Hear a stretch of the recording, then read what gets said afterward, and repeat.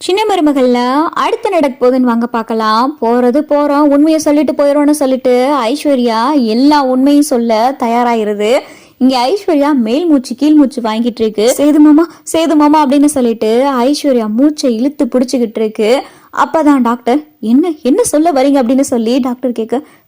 சேது சேது மாமா அப்படின்னு சொல்லிட்டு ஐஸ்வர்யா திக்கி திணற டாக்டர் புரிஞ்சுக்கிட்டு சேதுன்றவங்கிட்ட இவங்க ஏதோ பேசணும்னு நினைக்கிறாங்கன்னு சொல்லிட்டு டாக்டர் வெளியே வராங்க. ஆமா, இங்க சேதுன்றது யார் அப்படின்னு சொல்லி டாக்டர் கேட்க, நான் தான் டாக்டர், நான் தான் அப்படின்னு சொல்லிட்டு சேது படபடப்பா பேச, அவங்க உங்க பேரை திரும்ப திரும்ப சொல்லிக்கிட்டு இருக்காங்க, நீங்க கொஞ்சம் உள்ள வரீங்களா அப்படின்னு சொல்லிட்டு இங்க டாக்டர் கூப்பிட சேது யோசிச்சுக்கிட்டே நிக்கிறாரு. அப்பதான் ராஜாங்க ஈஸ்வரி எல்லாரும், என்னையா சேது யோசிச்சுக்கிட்டு இருக்க, அவளுடைய கடைசி நிமிஷம் தான், போய் பேசு அப்படின்னு சொல்லிட்டு ஈஸ்வரி சொல்ல, ஈஸ்வரியை போட்டு கொடுக்கதான் இங்க ஐஸ்வர்யா சொல்லிக்கிட்டு இருக்கிற விஷயம் ஈஸ்வரிக்கு தெரியாம சேதுவும் பார்த்தா உள்ள போறாரு. ஐஸ்வர்யா அப்படின்னு சொல்லி சேது ஐஸ்வர்யாவுடைய கையை பிடிக்க,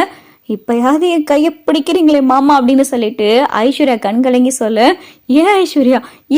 அப்படி பண்ண அப்படின்னு சொல்லிட்டு சேது கேட்க, நான் அப்படி தட்டி விடலைன்னா அந்த தேளு குழந்தைய கடிச்சிருக்கு மாமா, குழந்தைய கடிச்சா என்ன ஆகுறது அப்படின்னு சொல்லிட்டு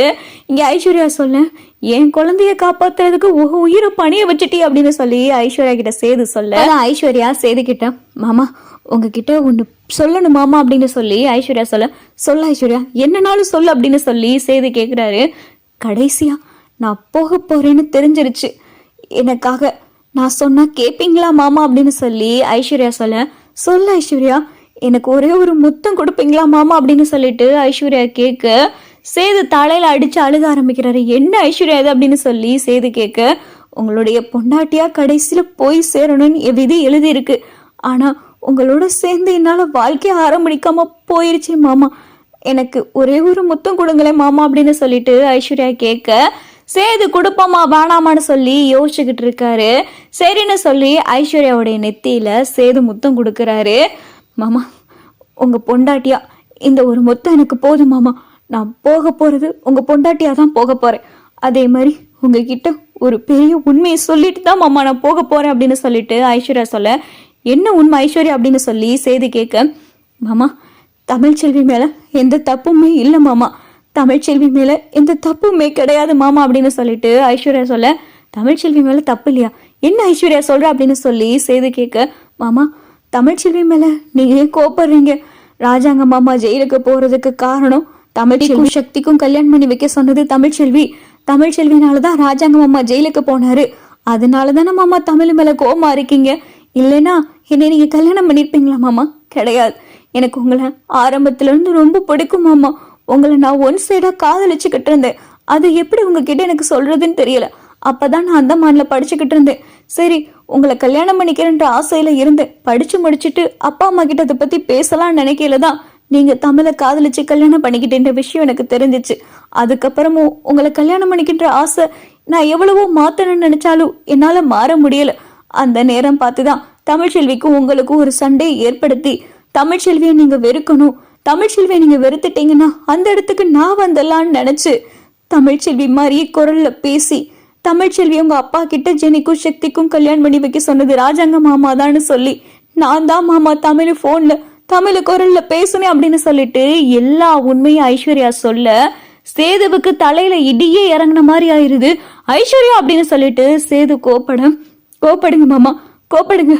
நீங்க என்னை அடிச்சாலும் பரவாயில்ல, என்னை இந்த நிமிஷம் கழுத்தை நெரிச்சு கொண்டு போட்டா கூட பரவாயில்ல மாமா, என் மனசுல இது ஒரு பெரிய குற்ற உணர்ச்சியா இருந்துச்சு, இதை உங்ககிட்ட சொல்லணும் நான் பலமுறை நினைச்சிருக்கேன், ஆனா அதுக்கான தைரியம் எனக்கு வந்ததில்ல மாமா, நான் போறேன்னு தெரிஞ்சு போச்சு, உண்மையை சொல்லிட்டு நான் போறேன் மாமா, இதுதான் மாமா நடந்துச்சு அப்படின்னு சொல்லிட்டு ஐஸ்வர்யா சொல்லி முடிக்க ஐஸ்வர்யாவுடைய மூச்சு அப்படியே நின்னு போயிருது. அப்படியே சேது உறைஞ்சு போய் பாக்குறாரு. ஐஸ்வர்யா அப்படின்னு சொல்லிட்டு சேது ஐஸ்வர்யான்னு கத்த, இந்த சத்தத்தை கேட்டுட்டு நர்ஸ் டாக்டர் எல்லாரும் ஓடியாராங்க. சாரி சார், அவங்க இறந்துட்டாங்க அப்படின்னு சொல்லி டாக்டர் சொல்ல,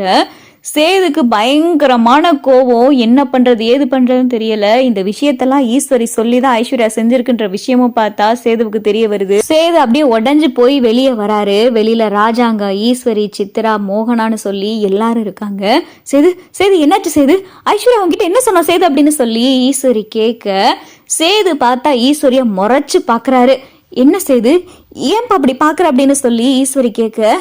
என் வாழ்க்கையவே கெடுத்துட்டீங்களா அப்படின்னு சொல்லிட்டு சேது சொல்ல, என்னப்பா என்ன ஆச்சு அப்படின்னு சொல்லி ஈஸ்வரி கேட்க, அப்பதான் பின்னாடி டாக்டர் வராங்க. சார் அவங்க இறந்துட்டாங்க, நீங்க பாடியை வாங்கிக்கிறீங்களா அப்படின்னு சொல்லி டாக்டர் சொல்ல,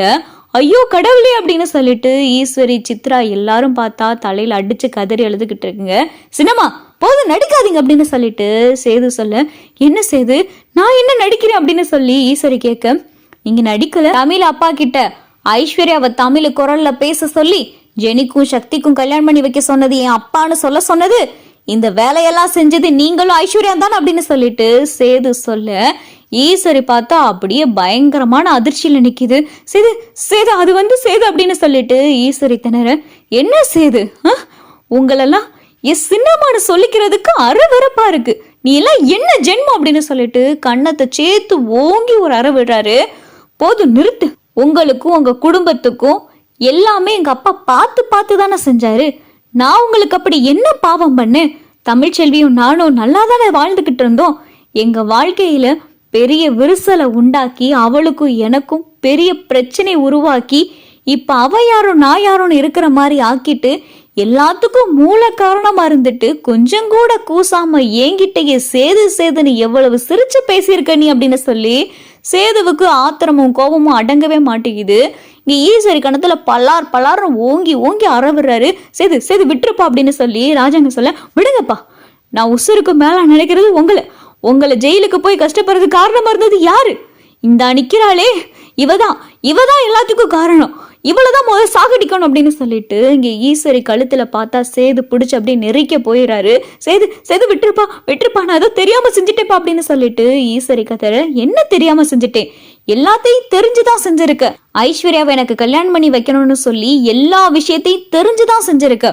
ஒவ்வொன்னையும் எல்லாத்தையுமே திட்டம் போட்டு செஞ்சிருக்க,